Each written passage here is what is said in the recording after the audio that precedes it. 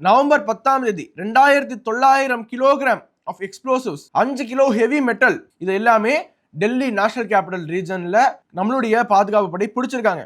November 9 2025 3 ISIS தீவிரவாதிகளை குஜராத்லேருந்து கைது பண்ணியிருக்காங்க. ஏன்னா இவங்க இந்தியாவுக்கு எதிரான சதிச்செயலில் ஈடுபட்டிருக்காங்க என்று. நவம்பர் 7 தேரிக்கி தாலிபான் அமைப்போட தொடர்புல இருந்த ஒருவரை ராஜஸ்தான்ல இருந்து கைது பண்ணிருக்காங்க. 4 பேரை டீடைன் பண்ணிருக்காங்க. October 28 Maharashtra anti terrorism squad பூனேவை சேர்ந்த ஒருவரை அல்கொய்தாவோட தொடர்பு இருப்பதாக அரெஸ்ட் பண்ணிருக்காங்க. அடுத்து அக்டோபர் 24 ISIS மாடியூல்ல ஃபிதைன் அட்டாக் என்று சொல்லுவாங்க, அதாவது சூசைட் பாம்பிங், அதற்காக ட்ரைனிங் எடுத்துக்கொண்டிருந்தவங்கள 2 பேரை டெல்லி போலீஸ் அரெஸ்ட் பண்ணிருக்காங்க. அக்டோபர் 17 அன்னைக்கு ஆந்திர பிரதேஷ் போலீஸ் 2 பேர் அரெஸ்ட் பண்றாங்க.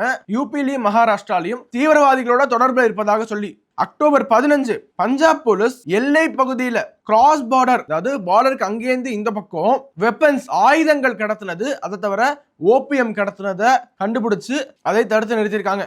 அக்டோபர் 9 பஞ்சாப் போலீஸ் 2 பேரை ஜலந்தர்ல இருந்து அரெஸ்ட் பண்ணியிருக்காங்க. இவை அனைத்துமே நமக்கு செய்திகள்ல கிடைக்கக்கூடிய, அதாவது நம்மளுடைய பாதுகாப்பு படை எதையெல்லாம் செய்தியாக்க வேண்டும் என்று தெரிந்து இதை செய்தியாக்கலாம் என்று பப்ளிக் டொமைன்ல வைத்த ஒரு சில எக்ஸாம்பிள்ஸ் மட்டும்தான். ஆனா டெய்லி பாத்தீங்கன்னா நம்மளுடைய செக்யூரிட்டி ஏஜென்சிஸ் இரவும் பகலுமாக இந்த நாட்டை பாதுகாப்பதற்கு எண்ணற்ற தீவிரவாத சதிச்செயல்களை முறியடித்து